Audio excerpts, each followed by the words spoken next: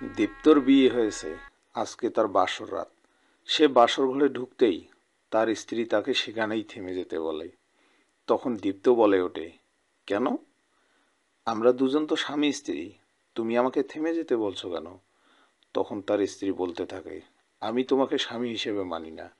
তোমাকে আমি একটা ফাঁদে ফেলে বিয়ে করেছি, যার দরুন তোমাকে আজকে আমি ঘর জামাই করে রাখছি।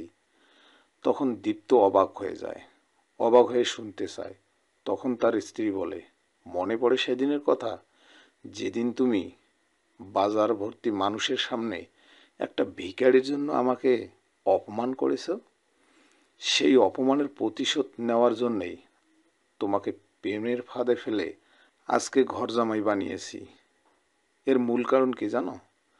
আমি তোমার প্রতি এমনভাবে প্রতিশোধ নেব যা তুমি কল্পনাও করতে পারবে না। যে কথা সে কাজ।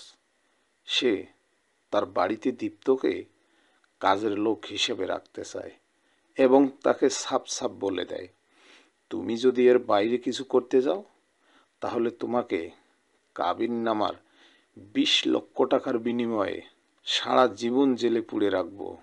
দীপ্ত গরিব ছেলে, সে কি করবে? 20 লক্ষ টাকা একযোগে কোথায় পাবে?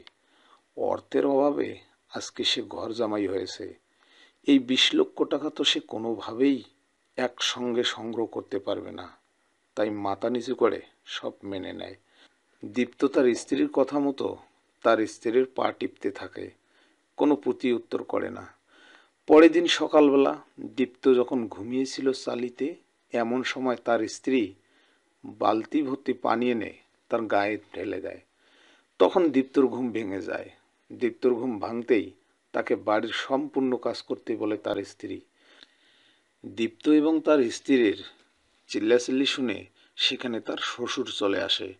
সব কিছু শোনার পর তার স্ত্রীকে তার শ্বশুর শাসন করতে চাইলে তার শ্বশুরকেও সাপ সাপ অনেক কিছুই বলে সেখান থেকে তাড়িয়ে দেয়।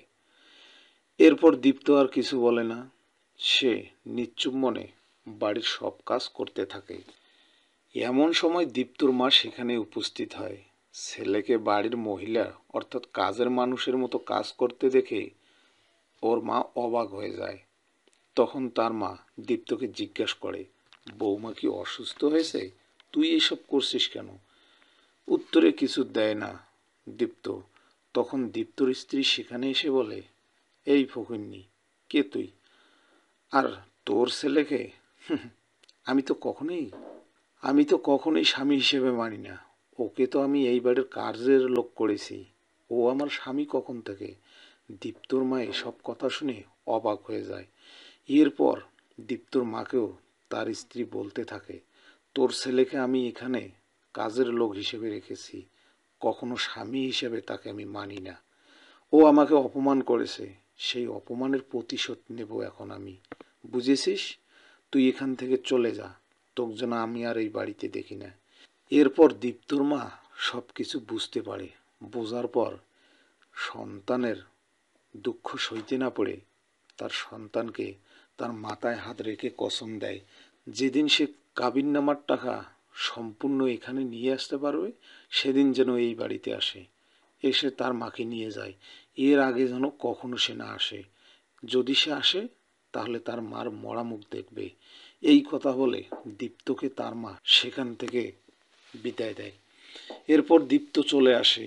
দীপ্ত চলে আসার পর দীপ্তর মা সেখানেই কাজের লোকের মতো থেকে যায়। আর দীপ্ত এদিকে তার কাবিন নাম্বার 20 লক্ষ টাকা কিভাবে উপার্জন করা যায় সে কাজেই তাগিদে বের হতে থাকে। এভাবেই চলতে থাকে দিন।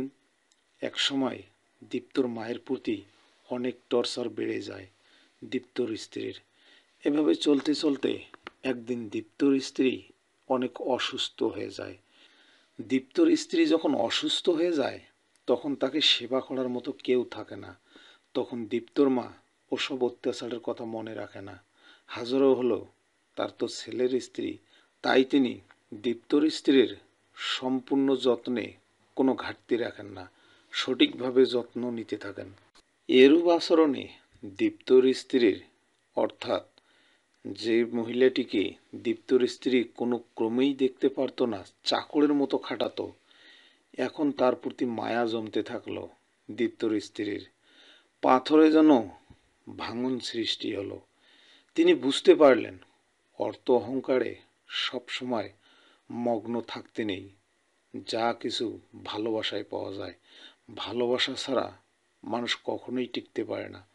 অর্থের অহংকারে তিনি ডুবেছিলেন এতদিন। যে লোকগুলোকে কাজের মানুষের মতো অপমান করেছেন, সেই লোকগুলো বিপদে আজ তার সামনে এসে দাঁড়িয়েছে। এমন অবস্থায় দীপ্তর স্ত্রীর মনে যেন ঘোর কাটতে থাকলো। আর এদিকে দীপ্ত তার কাবিননামার 20 লক্ষ টাকা সম্পূর্ণ রোজগার করেছে। তাই সে আজ তার মাকে উদ্ধার করতে চলছে তার স্ত্রীর কাছ থেকে। সে সম্পূর্ণ টাকা নিয়ে চলে আসে। চলে আসার পর তার স্ত্রীকে সম্পূর্ণ টাকা বুঝে দেয় এবং তালাকের কাগজ সামনে দিয়ে দেয়। অর্থাৎ সে যেন সম্পূর্ণ টাকা বুঝে নিয়ে তালাকনামায় সই করে দেয়। কিন্তু তার স্ত্রী তাকে বোঝাতে থাকে যে অর্থ দিয়ে সব কিছু হয় না। তখন অবধি দীপ্ত তার স্ত্রীর প্রতি আর বিন্দু পরিমাণ মায়া জন্মে রাখেনি। তখন তার স্ত্রীকে সে সাপ সাপ বলে দেয়, তোমাকে আর কখনোই আমি স্ত্রী হিসেবে মানি না। তুমি শুধু টাকাকেই চিনে গেছো, কখনো মন চিনুনি। অর্থাৎ নেক্সট টাইম তুমি আমাকে স্বামী হিসেবে কখনোই আর দাবি করবে না। এরপর দীপ্ত তার মাকে নিয়ে সেখান থেকে চলে যায়। তখন দীপ্তর স্ত্রী তাদের যাওয়ার পথে তাকিয়ে থাকে।